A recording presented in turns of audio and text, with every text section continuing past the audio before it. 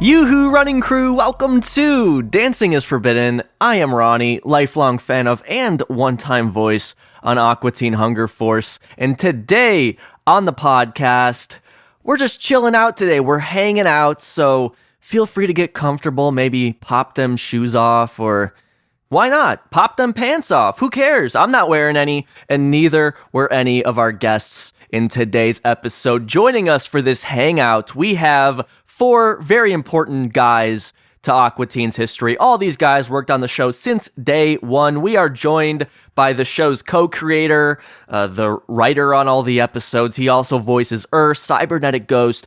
Matt Maiellaro is joining us. We're also joined by the show's producer and editor, J. Wade Edwards, as well as production assistant turned producer-editor, John Brestan.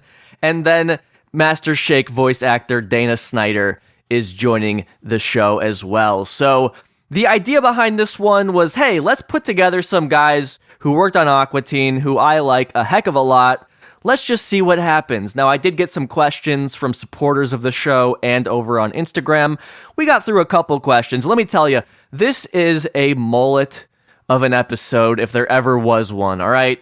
Business in the front, party in the back. Let me tell you how this is going to work, because unfortunately, the internet gods had other ideas here. Our friend Matt Maiellaro kept getting kicked from the recording. It just kept kicking him out. He tried different devices. He tried different internet. He kept getting kicked out. I don't know what was going on. Do you think it was because I kept pressing the kick button on him every time he joined? Nah, that couldn't have been it. Look, the point is, you'll notice here, I tried to edit around a lot of it, but Matt Maiellaro will be gone for large portions of the episode, and then he'll just kind of pop back in. We acknowledge that sometimes. Sometimes we don't. It's just a little bit of fun, excitement to your day. You never know when Matt's going to say something in the episode. And then he does give up about halfway through, which is when Dana Snyder will join, because I really was just scheduling with Matt, John, and Jay. And then I tossed an invite to Dana like the day before. I said, hey, we're getting together at this time. If you want to hang out.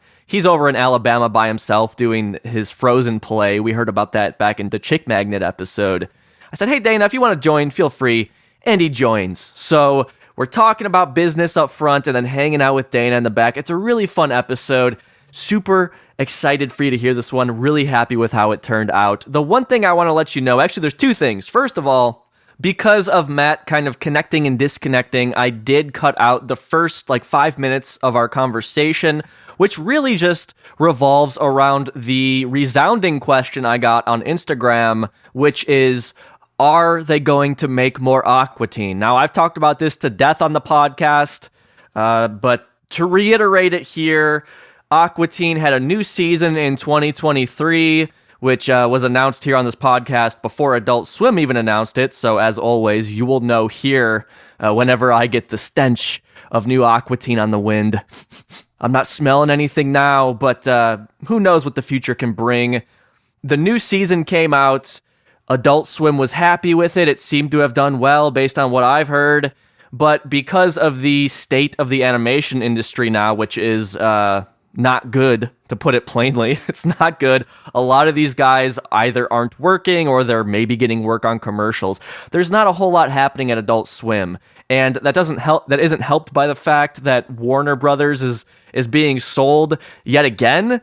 It looks, as I record this, like Netflix might be buying it, and that includes Adult Swim, all of the IP with that.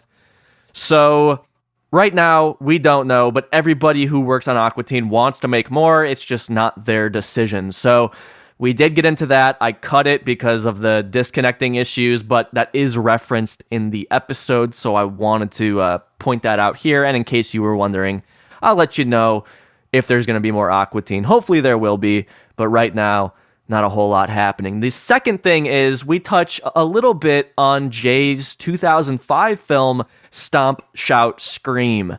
I've talked a little bit on the podcast about that over the years. When I interviewed Jay on the show back in 2022, we got into that film a bit. It has a lot of Aqua Teen DNA in it, obviously being written and directed by J. Wade Edwards, who is this super important guy to Aqua Teen. But also, as you'll hear, Dana Snyder has a little cameo in the film. Ned Hastings, who is a big-time producer editor on Aqua Teen, is in that film a lot. Mary Kraft is in that film. She was in some Aqua Teen as well as Squidbillies. Stomp, Shout, Scream. Great film. Link to watch that for free in the description of this podcast episode if you want to check it out. It's a good time. It's like a monster movie mashed up with some like beach 60s surf rock stuff. It's really crazy, really fun. So thought I would mention all of this up here.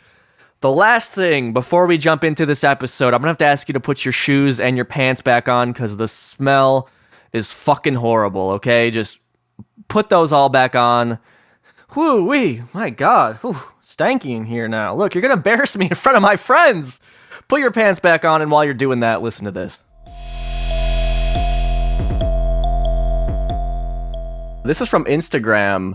Cole_the_cosmonaut asks, is there anything funny or extremely messed up that didn't make it through standards and practices? So many. Yeah. That's you cast too far wide a net. So that was just like always an issue kind of every time you would submit an episode? It depended on what year. I remember we had like a new executive in charge, and he hated cigarette smoking. So we had to lose every cigarette joke. Like the Moonanites, that used to be their thing for like 3 episodes, and then suddenly that wasn't their shtick anymore. I don't remember that. That's great, John. Stu Snyder, I think he owns a seafood restaurant now. Yeah, I vaguely remember that. No, it's true. It's true. After he was kicked out of TV, he just opened up a lobster shack in Maine. Fuck you, I'm gonna start fishing. I don't need this TV shit. Yeah, he did. Man, I'm so jealous. I'm so jealous I started waiting tables to emulate him. I stole that joke from Inkatanawat. Inkatanawat joined the Postal Service, didn't he? No, he's an Amazon driver now. That's what happens, kids, when you get in TV. Good things. Nothing but good things. Jay, before you hopped on here, the question was like, is there going to be more Aqua Teen? So I guess that's kind of revealing for listeners here of just quite the state of the Aqua Teen and Adult Swim crew here. I'm sure the seafood restaurant that will eventually own the Turner networks will greenlight new episodes. Yeah. That's our appetizer special. HughesHouseOfLobster.com. That's right. We'll be running on a loop in the lobby. Meatwad smash burgers. But like, as I understand it, you guys would sometimes put in things that you knew wouldn't make it past standards and practices, just so that you could get in jokes that you wanted. It seems like there was a sense of like going too far so we could push back to where we really wanted to be once in a while. Right. But, you know, I don't want to speak for Dave and Matt, but I don't think they really planned that much. It was more stream of consciousness kind of writing. Matt's disappeared, so I can speak for him all I want. Yeah, let's speak for Matt now. He loves it when we do that. I remember I used to do that with Dave a little bit when he was out of town. Like the Marines episode, I put in that thing where Chick is just murdering cats in the other room, and all you hear is power tools. And I knew he was going to flip out over that because, you know, he's a lover of all animals. And right. But somehow that stayed in. I also can't believe that. I went too far and didn't think it was going to work. That's also a process of the script. Oftentimes, in the later seasons, after we've been doing this for a decade, the script would be interior, house, and then a bunch of dialogue with no scene description describing what the Aqua Teens were doing, you know? And because Dave and Matt were in the room with the editors, and there's only like 2, maybe 3 editors working, and we're the ones kind of like doing the first pass, essentially storyboarding in the computer, we would just have to make up or interpret where they were in the house or what they were doing, you know, from the dialogue. You know, it was just, they'll figure it out. They'll intuit what we're seeing in our brains, and you know, sometimes we got it, sometimes we missed. Sometimes Dave would say, "Oh, that was a typo. This is supposed to happen outside." to start over. Yeah. Oh yeah. Absolutely. Oh yeah. Absolutely. I remember cutting an entire episode, and then Dave's like, "Oh, my bad. Yeah, they're on location. Can you just?" Just redo all of this. Yeah. Jay, you were just flexing here with your Aqua Teen powers, and I noticed, you got lots of tattoos. Have you gotten any recently this year? Nothing this year. The newest ones are the tiki. I got a whole sleeve of tiki drinks.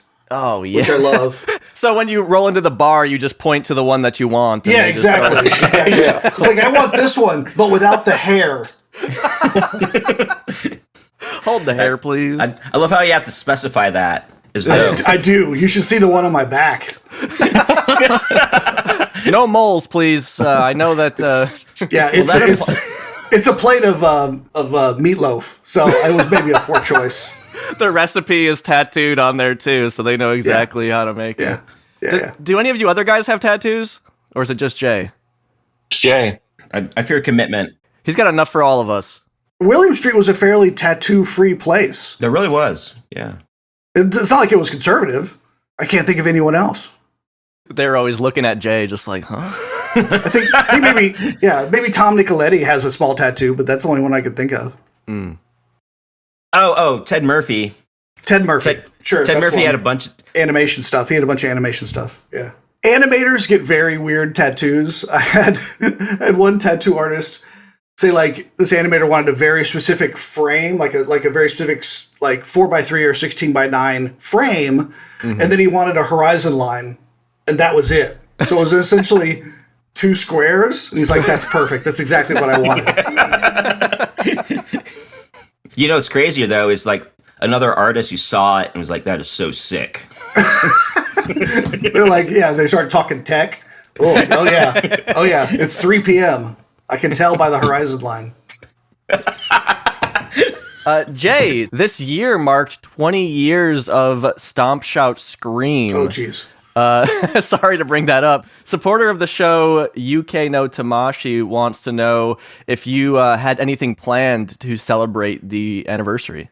Well, I do. I've been carrying around, the film was shot on 35 millimeter, and I've been carrying around the film negative from garage to storage space for 20 years, and I was worried it was going to disintegrate. So in January of this year, I started the process of having it all the film, every take, transferred to 4K. Oh, wow. Okay. Yeah. So there's 33,000 feet of film. And another 10,000 feet of 16 millimeter. Mm-hmm. And we shot for flashbacks and stuff. And so all that got transferred to 4K, and my plan was to re-edit the film from scratch.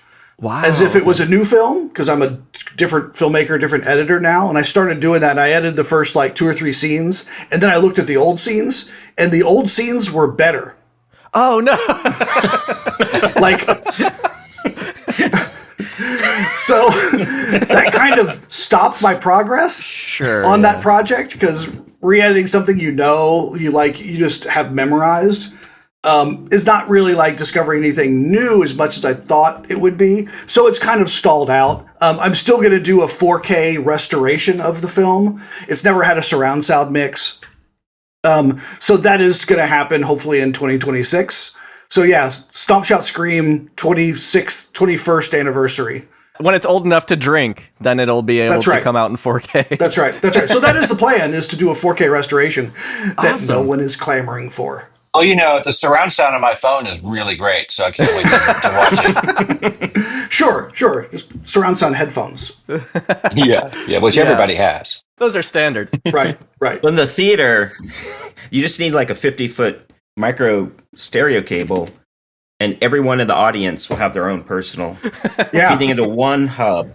I just found the box that John gave me a while ago that has the original 35 millimeter motion control for the mouse set. Whoa. And the 16 millimeter. They're not negatives. I think it's the actual print. But so I was going to go and have that transferred to 10K. so you can show it in stadiums. Yeah, because I've gotten at least 7 people asking if I would do that. Yeah. You could do a stadium tour. It's just the 12-ounce mouse opening credits stadium tour. Exactly. And there's also just folders and folders and folders of artwork from every episode. And we did transfer it to 4K. And CDs of the audio records. It's incredible. I know John gave that to me like 2 or 3 years ago. Just found it and opened it the other day. I'm like, oh my God, I can make a whole nother show out of this. Different episodes from the same Yeah. episodes.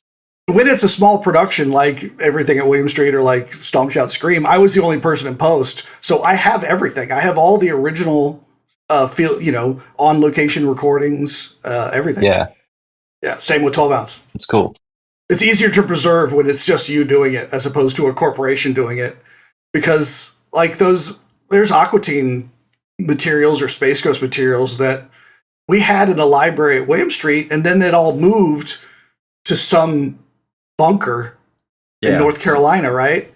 Iron Mountain. Yeah, and that stuff will never be found. It will never be seen again. No one, especially after the ownership is turned over and over and over. No one knows what's in there or what it is. Yeah, it's been Indiana Jonesed.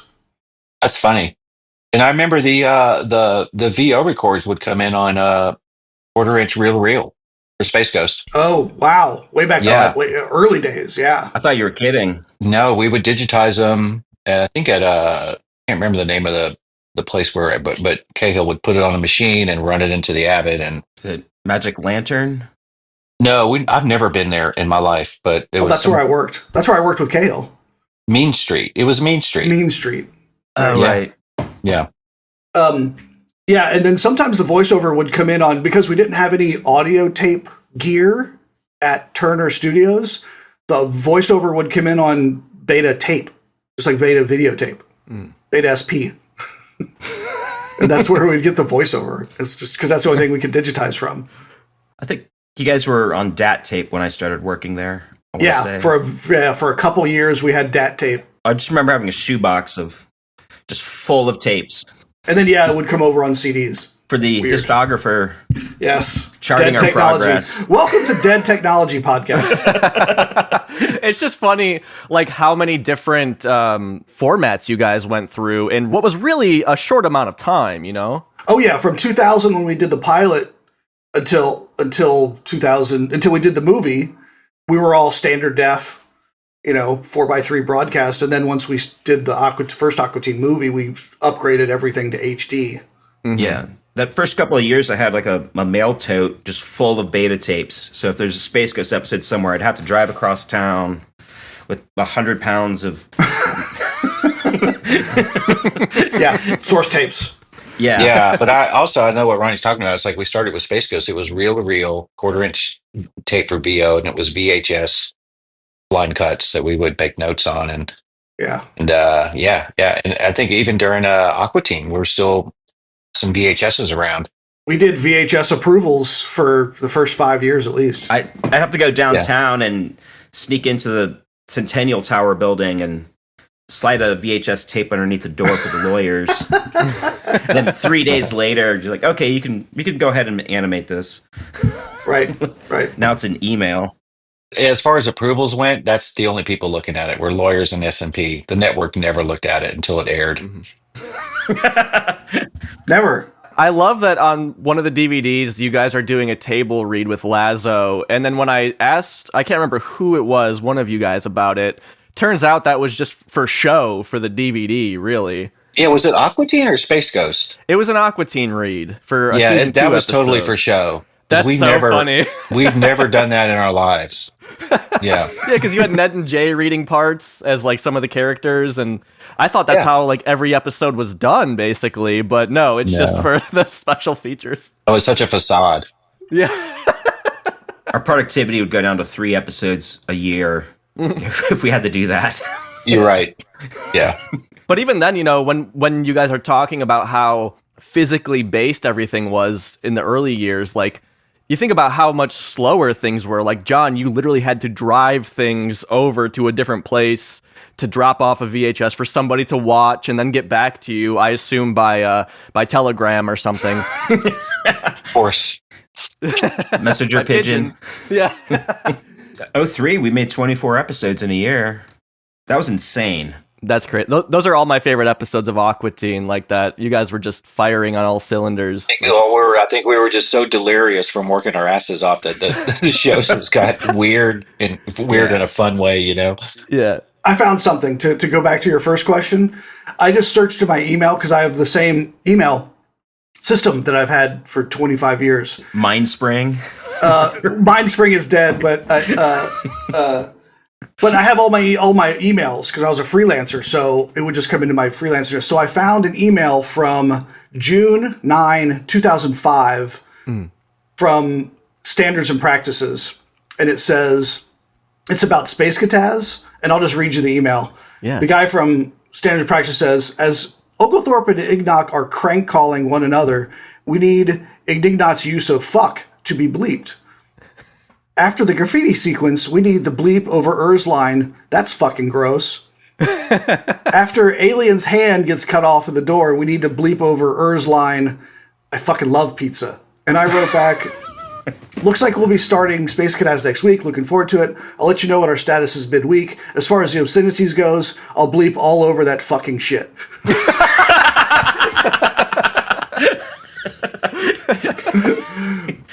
So that's the kind of professionalism, extreme professionalism you're looking at in the early days. That's what Jay Edwards brings to the table. Yeah. Well, since Matt's out of the picture, I do have a question for you editors here. Supporter of the show SwimWiki wants to know, what was the best advice you ever received for becoming an editor? Yo, John. Oh, yeah. It's probably from me. Yeah, it is. Yeah. I mean, Jay always pounded into us, organize. Like, clean bins. Like, it's garbage in, garbage out. You got to just keep everything together, because you could be the best editor in the world, and if Matt and Dave say, hey, I want to try this one read from a million years ago, and if you can't find it quickly, then, I mean, you're sunk. Like, what good are you? Yeah, you could be the most creative person ever, but if you can't find your stuff, like, you're never going to remember everything, because even for a 12-minute show like Aqua Teen, we'll get 6 or 8 or 10 reads for every line in the script, and then you'll get 50 or 100 sound effects for that particular script because we have a new kind of chainsaw, and so you're never going to remember where everything is. So just organize it the same way every time. Yeah. And so you know where to look at it. Like, it just happened yesterday. I edited an independent feature last year. We wrapped up kind of the edit in June of this year, and they're doing they're trying to finalize the mix, indie film, so it just takes forever. They're trying to finalize the mix, and I got a text from the director. It's like, hey, do you know where this came from? So I just went to my files, and I knew how I'm organized, and I found it in 30 seconds. Because I didn't remember it, but I knew where I would have put it. Right. So I found it in 30 seconds. I was like, I'm not a genius. I just know how dumb I am. Don't pull the curtain back too far, Jay. I always hated working with new editors because they weren't Jay. It's like, I remember we'd get like a new person and they'd be like, well, I have my own system, and well, that's great, but like, you can't link to files on the desktop, like the literal desktop folder, and that's like your source folder. Because like, I remember working with this one guy and it looked like vomit on the screen because he'd never put anything in bins. Oh, not even. Everything was just like, oh, that makes my skin crawl just thinking about it. Well, he'd hand me a project and I'd like go to relink the media and it'd just be a 1,000 broken links. And they always went to user edit for / desktop / something. And it's like, well. Yeah. In that scenario, you're always passing things along. Yeah. And we're not like so big that we have a central server that everything feeds off of. So you just have to, No, we did. He just didn't use it. Oh, that's right. That's right. Just get on my computer and start editing the project. And yeah. Here's the other thing I think about when it comes to being a good editor is I also describe myself as an editor who hates to edit. Because, and this is what I mean, because every time you add an edit to a live action thing or an animated thing, it adds a level of artifice. It reminds the audience subconsciously that this is a construction that's not real life. So real life happens in real time, and there are no edits. You just turn your head from side to side or walk from room to room. Movies can't do that because then we'd only have one movie we could watch in one lifetime. Every movie would be a lifetime long. Yeah. So we have to make edits. We have to shorten things or cut from this angle to this angle so you can see a conversation between two people. So that's less like real life because you've added editing from wide to close to whatever. So I think it's more realistic if you could cover a scene in one shot with no edits. That's, in a way, always more realistic. Now, is it the right thing for the story? Is it the right thing for the message you're trying to get across? Maybe yes, maybe no. But yeah, like the less I can edit a scene, the better that scene is. Now, I'm not going to make a scene worse. I don't want to make a scene worse because of that theory of mine. Sure. But yeah, like the less edits, the better. In most scenarios. I remember one time you told me, like, I'd figured out how to incorporate compositing and travel mats or something, and I was showing you this new technique I'd figured out, and you were like, John, just shut up. Just don't let the guys know that you have a new technique, because now they're going to ask you to use it all the time. Right. And then, right. And it's like, Jay, isn't this awesome? Like, we can make it more polished. And you just looked at me and was like, John, if I could have one layer of video with an in and out point, and that's it forever, then I would do that. Yeah, because I'm constantly trying to simplify my timeline so that I can work faster, so that I can move more move things around more. I'd have 15 layers, and like my timeline would just be like digital vomit on the screen. Yeah, and there's never a case where one editor sends their timeline to another editor, and then the second editor goes, "What an idiot!" Like everyone just does things differently. So, there's also that. Yeah, it reminds me of like I've seen music producers talk about the same thing you're talking about, Jay, is like the more experience they get, the more they just try and simplify everything because you can just work more quickly that way. You're not getting hung up on as many things. So for the listeners out there, keep your files in order and don't overcomplicate things because there's no need to, even if it seems like, oh, I'm cool doing all this crazy shit. Like if you don't need to do all that, then don't do it. Resist. For as long as you can until you have to. Right. Until it's what's right to do. Mm-hmm. What I'm hearing, though, is that I've been doing it wrong my whole life. No, John, you're a disciple of in the word of the Lord. John is here with a message of complication. That's right. I mean, you couldn't make Mouse without a bit of chaos. Yeah, Mouse was a different animal. Yeah, Mouse was a different animal because it was done so much. Did it go to After Effects only for certain scenes? Or did it not go at all? If I had to fire up After Effects, I feel like I had failed somehow. You were making the whole show in Premiere with no outside. Yeah. Pretty much. That's incredible. Definitely the first season. But yeah, I mean, there were like a couple shots where I'd fire up a plugin, but no, that all happened in the NLE in real time. Matt, we're talking about 12-ounce mouse. I don't know if you've seen that cartoon. No, I've been to Disney World though, and I looked for the mouse. There should be a mouse ride, a 12-ounce mouse ride. It should be that city, and you get in that jet car, and you have to have 6 beers before you get on. Yeah. And there's no age limit. You could be 1 to 99. And in the ride, 9-Pound Hammer is playing live all day, every day. Yeah. That'll give them work. Yeah, why not? Yeah. It's like the rock and rolla, which is not there anymore, but it could be the 12-ounce mouse. The rock and roller coaster. Yeah. Jay, how much did you work on 12-ounce mouse? Just a little bit on the pilot and a couple episodes here and there, but then John took over and I couldn't keep up. You cut episode 5, I think. Oh, there you go. I mean, not the picture. You did all the radio. Oh, yeah. Oh, cool. Yeah. Since we're talking about a wonderful Matt Maiellaro show, I do have a question for you, Matt, from supporter of the show SwimWiki, who wants to know, is there a project that never got made that you would want to revisit and try and produce again? Yeah, well, there were probably a handful of them, but one that I really liked, which goes back to the old Adult Swim days, was Western Times. Do you guys remember that? I do. I do. Yeah, it was a town set in the West, obviously, and it was the time of the West. But it was just like really stilted. I actually have artwork for it. I had backgrounds and some pencils. Like the horses were all carousel horses, so they were on poles, so they just did this. And there was a preacher that Scott Llewellyn agreed to play, and we were trying to get Captain and Tennille to come in and be like the entertainment in the saloon. And I was trying to get Brian Johnson, and I had a script, and that thing would have been just ridiculous.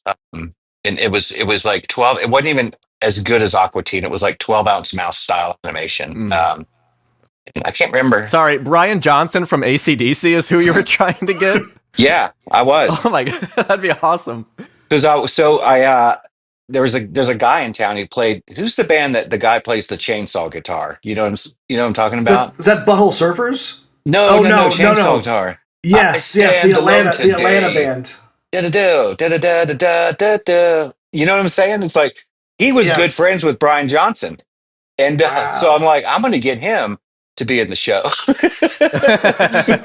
And then hopefully we can get Brian. So Yeah. we didn't get that far down the road with it, but it was a really just landishly, I thought, creative show. It was like just the visuals alone were worth the humor, So Yeah, this is 5 years before Rango, or like there was like the idea of a old west western animated show was just like unheard of. It was. And I remember one of the loved it. bits was that they wanted to bury a microphone so they could grow a lead singer for their band. So it had something to do with just like bringing rock and roll into that period of time where there wasn't rock and roll and like freaking out people. But God, man, that would have been really fun to make. Yeah, I was into that. Yeah. Yeah, that was probably the one out of the few other ones, and I had pork and banana, and they were like, it was a porcupine and a banana that wanted to try to start wars. They were correspondents. They were correspondents for a news station. And I remember Lazo loved that thing. I had drawn them out on some paper, and he still had it on his door forever. And that thing just never. I think it was just sort of it was sort of like Spacecataz. It was like a one-off joke, It's like it could have been like an interstitial. And Matt's gone again. Poor guy. The end. He put an exclamation point on it. I think that was the plot of that James Bond movie, Tomorrow Never Dies.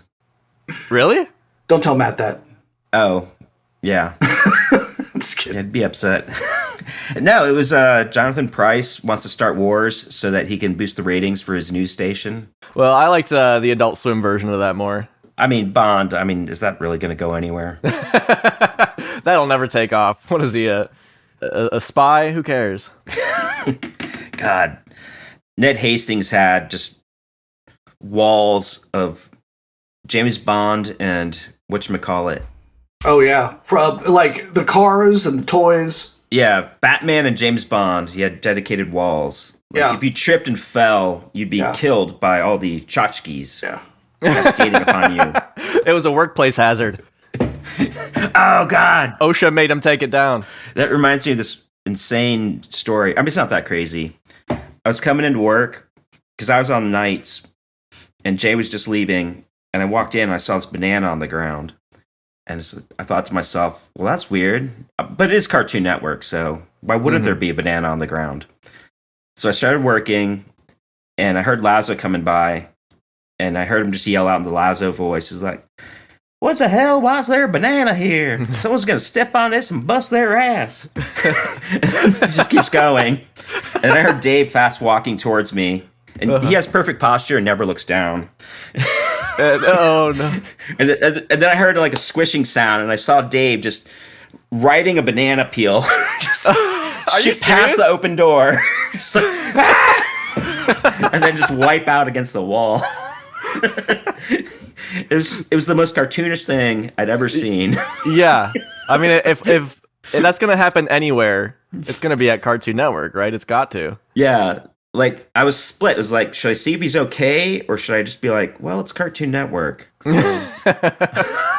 You don't get hurt in cartoons. Well, John, you just did a great Lazo impression. I do have a question for you from Gabriel, who wondered if you would ever give voice acting a try, or have you voice acted on any projects that we don't know about?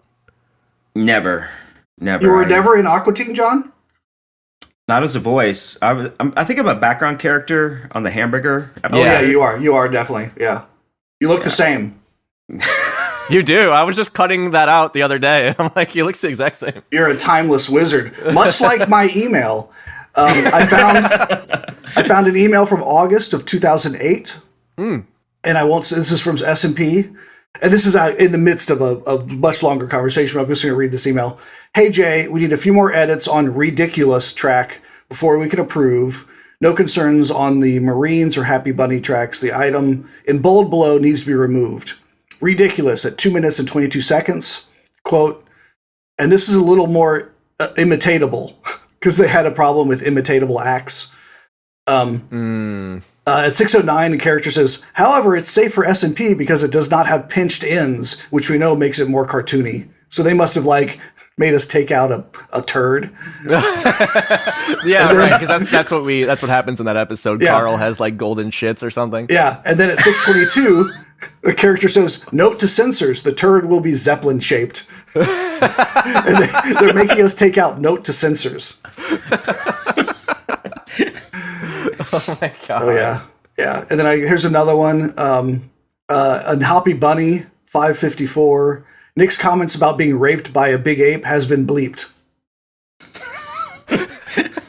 These are just these are professional emails. I swear. I know, and people probably always assume that being the creators of these shows or voicing on these shows are the most fun part. But I have to imagine doing S&P is probably pretty damn fun, just getting to watch shit and then nitpick it all day. Right, and having to explain to them what the joke is and why they're killing the joke.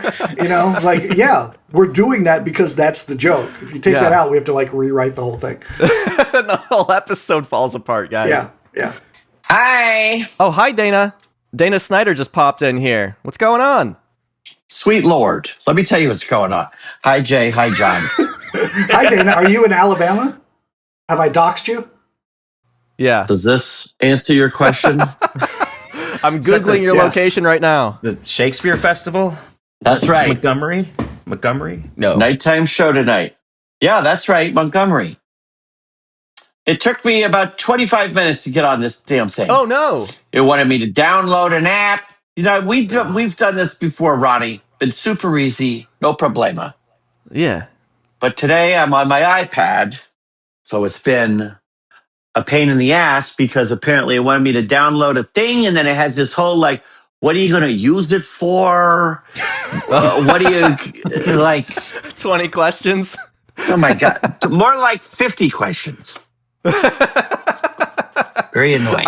I'm sorry. Yeah, Maiellero's been having issues all day with it, so I think he stopped trying to hang out with us because it kept kicking him out. I did.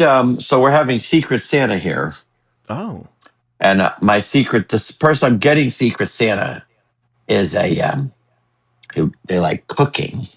mm-hmm. So my Secret Santa gift, I got them this. Jay will know what this is for sure. It's the Salvador Dali cookbook that has all the recipes from his surrealist surrealist dinner parties he used to have. That's awesome. I've heard of that, but I've never seen it. I'll tell you what. So this is the baby version, available on Amazon, $20 because we had a price limit. But the big one is also fully available on Amazon, which is $60. But very worth it because it's filled with Salvador Dali things. And then it's not all weird, crazy food, but it is all weird, fucking crazy food because it's food from the 60s where they're like, this is our health salad, which involves fish heads and mayonnaise. Anchovies and mayonnaise. Right. Yeah. 60s cookbook. Yeah. 60s cookbooks always have shorthand that you don't understand. Right. Make a brown sauce. Aha. Yes, right. No other Okay. description, no other, like, make a brown sauce, Right. incorporate. Like, what? Well, I can make this sauce brown if that's Food coloring. that seems a little easier. My mom had a cookbook from the late 70s. It was like doctors' wives, just mailing stuff, Oh. and they combined it. And I swear to God, the French onion soup recipe was open 2 cans of Campbell's French onion soup, Eat that shit cut up. some bread, melt some cheese. Because you know what they were like? Because they were going, Barbara, everybody has to send in a recipe or we're not going to be able to do that. That's the whole point of doing this book. Everyone needs to send. It's like, fine, I'll send it. You want that fucking recipe? I'll send it. Here's my French onion soup recipe that you all loved at all my dinner parties. And I lied to you that I made homemade. First ingredient, can opener. It's the items you'll need. Soup pot, Yeah. can opener, bowls. My one of my favorite cookbooks like that I got at the Cyclorama in Atlanta in the little gift shop in there. And it was one of those ones like everybody from some society in Atlanta sent in their home recipes. And it was like, you know, the old plastic, not even the spiral brown, like those big, thick, gross ones. And it has a picture of a beautiful house on it, but the title of the cookbook is Sherman Didn't Burn Our Recipes. Amazing. And then you look at some of the recipes, you're like, maybe he should have burned a few of these. Did. Yeah. Boiled steak. Jesus. Hey Dana, how's Frozen going? It's going great. We're in the middle of our hardest stretch right now because we have like 12 shows in a row with no break because of where Christmas falls. Like we have Christmas off, so because of that, we're not going to have a break. Like we're not going to have our normal day off would be on a Monday. So we're not having it on Monday. But it's been a very interesting part to play because I've never played a part that you have more goodwill from the audience just walking on stage because they've all seen the movie and they're putting their good thoughts upon you, and then I slowly lose that goodwill through the course of the show. Dana plays Olaf, the snowman, Yes. in Frozen. Probably the most unhinged version of Olaf. But also, like, I mean, it's also a weird part for me because, like, as soon as I come out, he immediately sings his song. Like, the most he has to do is the first time you see him. And then, but other than that, like, it's a really easy part because I'm mostly standing on stage with this apparatus strapped to my chest, watching everyone else in the show sweat because they're singing and dancing all around me. But I'm just like, wow, that looks hard. Ooh, that was in time with the music. I just kind of stand there and watch everybody. Yeah. Like he's in a lot of stuff, but he's just like present. Like he's not contributing. He's not carrying it. I'm certain you're Right. stealing every scene, Dana. No. I mean, I'm contributing to the show for sure. But it's very clear. Like they probably at some point said the great thing about it is the musical, even with intermission, is 2 hours. That's astounding for a musical. Yeah, Usually plus a kid-centric musical. Yeah, but like you can tell, there's a lot of stuff they probably cut out to get it to that 2 hours. Like, I'm sure there were other things they had Olaf doing, because there's like scenes he's in, but just never even speaks, which is fine. Yeah. I always joke, like, because I mean, and I'm not even on until 45 minutes into Act 1, which is 1 hour long. And then Act 2, I say I put my roller skates on and just slowly coast downhill for the rest of Act 2, just kind of being there, just showing up. It's like, you know, I'm like, Act 2 for me is like the test where they say, like, well, if you put just writing your name on the test, that's 25 points. That's what Act 2 is. I came home from work the other day and my wife was watching the show Smiling Friends, which was astounding because she never watches cartoons. And I saw that you were in one, Dana, so we watched that one, and you play a snowman in that as well. So you're really on a snowman streak. Yeah, this is a miraculous. I can say I've played 2 different snowmen now. I don't think many people have 2 different snowmen under their belts. You're not done till you do a gritty remake. That's yeah. If anything, like Rotten is the natural progression of Olaf. From Rotten, the snowman from Smiling Friends. Yeah. Well, Jay was just telling us how he is making a 4K version of Stomp, Shout, Scream. Whoa. Yeah, check that out. I've transferred all the film to 4K, all the film negative from the shoot, including your scene in the car, Dana. Driver number 2. Driver number 2. By the way, And in the new credits, I'll give you a name. I don't want a name. Call him Snowman. Bob. Or Bob the like, driver. yeah, like Leon Care Little. I'm gonna, because it's you and Ned in the car, so I'm gonna change that to driver 1 to rider 1 to like gay man number 1 and gay man number 2. Male lover Lovers, 1. male lover male 1. lover 2. Boyfriend 1 and boyfriend 2. Ned's Yeah. lover. Gay couple 1. Gay Ned couple Hastings 2. as himself. Ned's lover, Dana Snyder. Ned's lover, Dana Snyder. Yeah, I remember like when we did it, and it was like driver number 2. And I remember like always talking to Jay, like, couldn't if you just gave me a name on my IMDb, it seemed like I have a bigger part. Or occupation and a number. It's very clear what you did in the movie. Nothing. But if you had a name, if your name was like Steve Carbuncle, it'd be like, wow, I don't know. I haven't seen that movie, but it must have been a part if he has a name. What kind of character was Steve? I have a quiz for the panel. Oh. Tell me if this is a real celebrity cookbook or not. True or false? Ooh. The Yul Brynner cookbook, Food Fit for the King and You. I'm going to say true. That is a real cookbook. Let's see. Someone's in the Kitchen with Dinah by the Dinah Shore cookbook. I mean, she was so popular. Now, are we saying that she even had a cookbook, or that specific title is the cookbook? Did I make that up, or is that a real cookbook? Okay. Not did she ever have a cookbook, Correct. but is her cookbook called Someone's in the Kitchen? Ooh. I would say no. Oh, that's a real cookbook. I'm going to say, oh, yeah. Yeah, we got to vote. Wait a minute. Okay. Cooking with Heart and Soul, the Isaac Hayes cookbook.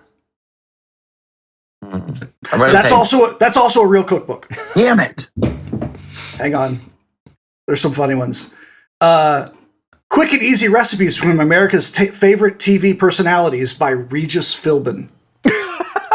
I'll say yes. That's a gotta real be true. cookbook. Yeah. They're all going to be true. Liberace Cooks, a cookbook, exclamation point. Have by it on my Liberace. shelf. It is true. I have it. Yes. Glittery, very glittery. A Big Bad Book of Barbecue, 100 Easy Recipes for Backyard Barbecue and Grilling by Al Roker. I mean, I feel like Jay is just reading off his bookshelf. His Amazon wish list. Also a real cookbook. Yeah. This is is a great game.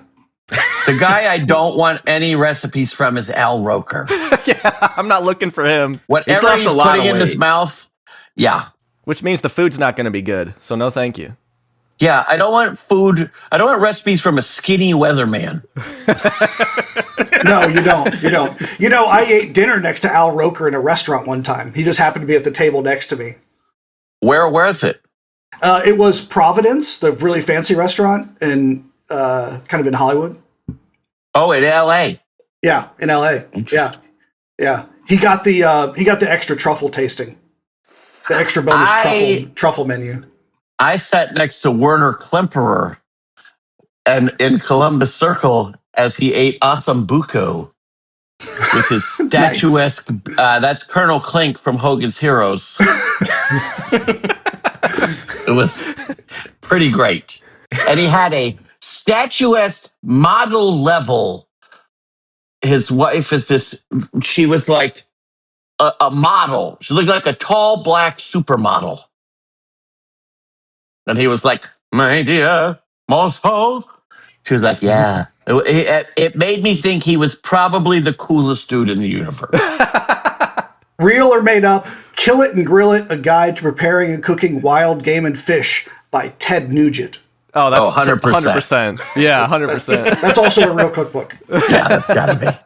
If you guys all had your own cookbook, what would your cookbooks be called? Oh, I feel like Jay has maybe thought about this. He has one probably. He's here to sell it. Yes. That's what this is about. I used to challenge Lear to go to gas stations and then make a meal out of whatever he could find in a gas station. Like a TV competition show. Yeah. Well, Maiellaro was going to make a streaming show featuring me and Inca Tanawat called The Millionaires. It was me and Nick, and he'd get us drunk and then, like, stalk us in the woods and leave coolers and then make us cook over a fire. Oh, yeah, this is great for Meat Kingdom. We're kind of doing it. Well, John, yours could be called Chili John Carne. How about that? Oh, yeah. Oh, nice. Oh, we're doing puns. No, you don't have to. The first time I ever met Ronnie was episode 3, Meat Kingdom, and I made chili. Yeah. Oh, yeah. Did some chili on that one. Oh. So the best celebrity cookbook is easily Vincent Price's cookbook. Oh, yeah. It's legendary. Yeah. There's a recipe for Kalua pig, which is the Hawaiian way of cooking a whole pig where you bury it. The first ingredient in the recipe is shovel. Oh, all right. See? That's like that. That's like that nasty bitch from that other cookbook who just had her French onion soup in cans. She grated the cheese. Yeah. Well, that's because when she wrote that, they didn't have pre-grated cheese you could buy at the grocery store. You had to work No, back certainly then. not. Yeah. This is what your viewers have tuned into. Cookbook Talk, Yes, right? yeah. Is that the name of the podcast? I'm just going to start a new podcast, I think, specifically for this content. I think that's easier. It's called What's Cooking with Ronnie Neely. Oh, my God. Yeah. Celebrity Cookbooks is a great podcast. Just making food from celebrity cookbooks is a great podcast. That is a really fun idea. I actually really like that. Yeah. I got this book, Jay, on eBay not too long ago. That was like all these collected recipes from celebrities that used to be a column in newspapers, and the guy just collected them all, the guy who wrote them all. But I mean, there are some wild ones like, Cesar Romero's pineapple upside down cake and Mickey Rooney's short ribs. Get it? Short ribs. Who's Who and Cooks? Oh, Yeah. Oh, Jay's got it. yeah. I gotta find what that. Oh, here it is. James Cagney's clam chowder. Yeah. By the way, when you think of anything you would eat that James Cagney made, the last thing I'm gonna have is probably clam chowder. He was fantastic in was it 1, 2, 3? What's that one? It's a Billy Wilder movie. Like, he's a Coca-Cola executive and he's got to smuggle a communist out so that he can marry his daughter. But it's a comedy. It's a screwball comedy. What year is this? Oh, 70s? 80s? Mid 60s. It's Billy Wilder. It's fantastic. Interesting. It's like Billy Wilder was at the top of his game. It was 1, 2, 3. That's what it's called. I think so, yeah. Kate Smith, Broadway legend. Here's a recipe for shrimp Creole. Well, It's really the illustrations also, that you're into for this one. Yeah. Kate Smith, popularizer of the song God Bless America. Really? Yeah. That's like her biggest song on the radio was Claim to fame. God Bless America. Oh, look, I finally found the recipe for Brown sauce. There it is. The secret knowledge. Al Roker's brown sauce. So, Ronnie, this is what it was like at Adult Swim. It's like Ned, Jay, Dana would get together and talk about 60s era esoterica, and I had no idea what was going on. Yeah, you're like, what about the 80s, guys? Can we talk about that? Who's Phyllis Diller? Who's Phyllis Diller? And then ignore the question and just keep talking. They're like, John. Jay, I looked up the Vincent Price cookbook because when you mentioned that, I laughed thinking it's going to have a spooky title, but it's just a treasury of great recipes. Like, Oh no, yeah. Oh yeah, no, he was at the time a gourmand, which is the 60s word for foodie. Oh, I didn't know that. He made it for Sears Roebuck. He had a series. He had a series of albums that he would describe how to cook stuff, and then this cookbook was also a companion. He had a whole line of things at Sears, and the cookbook was like great recipes he had collected from around the world. And the book is awesome because it starts with like every page would be a replica of the menu from whatever the place was. Like In Paris, all over the world. He's got like the recipe for pancakes from the Santa Fe Super Chief train of like their recipe that you would get on the train, but he'd have a replica of the menu. That's why it's a great cookbook, because it's more than just the recipes. There's like all this sort of little like collection of like what all these menus looked like, and he has stupid weird. But if you've ever heard that crazy recording that someone made of, I don't even know what you call it, like a mashup song. It's like audio clips of him from those recipe albums with music under it, and he's just going, pork chops, pork chops, pork chops, pork, chicken livers, chicken livers. Chicken livers. He becomes the sample. But they're like playing the music to jambalaya under it. Like da da da deep a meal mile. It's like insane, but it's awesome but that's the audio that they got it from, of him doing these cooking albums, of which there are a lot. And also, by the way, who's buying a record to learn how to cook steak and chicken livers? Like, we can make a record out of everything. Maybe just stick to books with this one. We don't really need. I just love the idea of cooking and then having to flip the record over with your hands, all fucking messy because you're in the middle of making the record. Whatever you do, the most crucial step is right now, with everything in your hands, and that junk. For more, turn to side 2. Yeah, look up Vincent Price pork chops. You will not be disappointed. And that was made a long time ago. Like, this was not like in the last even probably 20 years. Yeah, almost pre-digital. Yeah, someone may have been doing it on reel-to-reel tape. Like Aqua Teen voiceover. I have terrible news. I have to go. That's all right. That's perfect news, Dana, because I was going to say this was amazing. Thank you guys for joining. This was exactly what I wanted from this episode. John froze on my thing on the worst part to freeze. That's why Dana has to go. Now he's back again, but John was like this. He wants to eat those pork chops. He's hungry. Yes. All right, John Brestan, Dana Snyder, Jay Wade Edwards, thank you guys so much for joining me. It was so much fun hanging out with you guys. You left out Matt. Well, I'll add that digitally later. Oh, yeah. Matt left out Matt. It's lovely to see you all, by the way. Likewise. Great to see you, Dana. Good luck with the rest of your show run. How long does it run? Promote it. Our last show is on January 4th, Sunday the 4th. Price includes the whole seat, but you only need the edge. Chicken livers, chicken livers, chicken livers, chicken livers, chicken livers, steak, beer, ketchup, horseradish, bananas, fried rice, chunky peanut butter. Well, that was a sumptuous meal, wasn't it?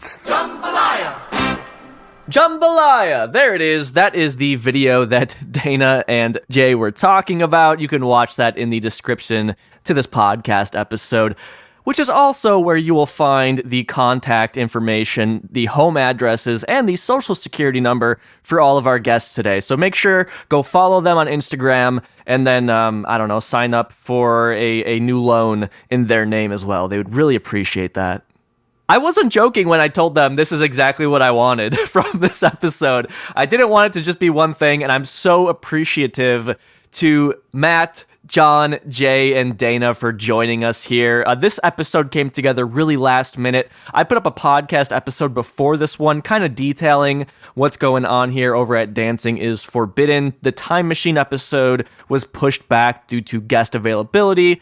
That left me scrambling to put something together, and these four gentlemen came riding on their white horses in their white armor and saved me. Just a little damsel in distress. Oh, help me, Aqua Teen boys. And they did. They did it, okay, when nobody else would. I really love what John Brestan had to say towards the end there when he was like, Ronnie, this is what it was like working at Adult Swim when Dana was in town. They'd just be talking about this kind of stuff. So for me, as such a huge fan of the work that all four of these guys did, it's really cool to kind of get a little piece of that slice of life that maybe they would have been talking about while working on some of our favorite episodes. So I hope that you enjoyed being a fly on the wall with me. It was great being turned into a fly. Just you, me, Jeff Goldblum, hand in hand in hand. All three of us turning into flies, buzzing around, just doing what we do, man. Just hanging out. That'd be so fun if that was real. Anyways, that's it for me this week. Thank you, everybody who submitted a question. We had so many wonderful questions for this one. As you could hear, I didn't really get to that many because I didn't want this to be a Q&A, and I didn't think we'd get so many questions. But those that I was able to slip in, thank you guys. It led to some great conversation. And I'll see if I could hold on to the other ones that were asked for future use. So thank you guys there.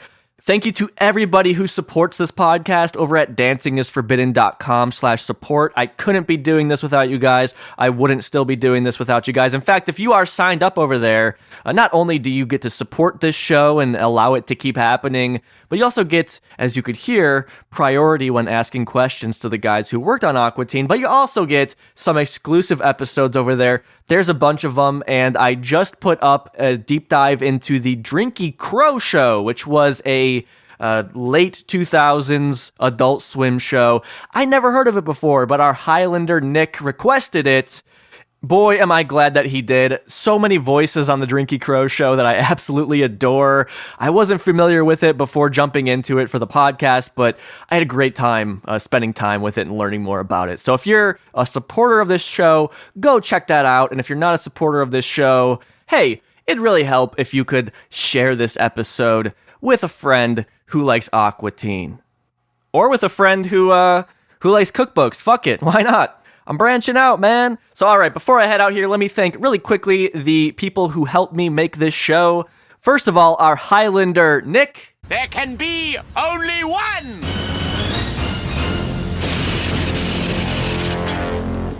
You heard that right. Nick is back. Now, I will talk more about this in Time Machine, but Nick, thank you so much. Your support really does help fund my human-to-fly surgery that I'm probably most definitely getting now. So thank you, Nick.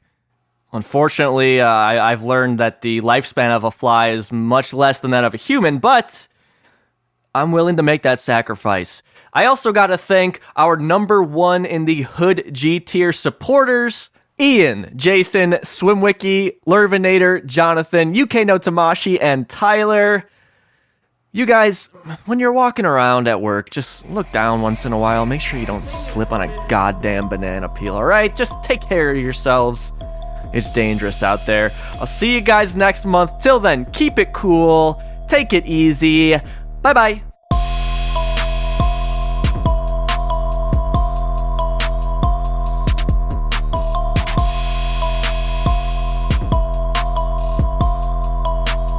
Dancing is forbidden.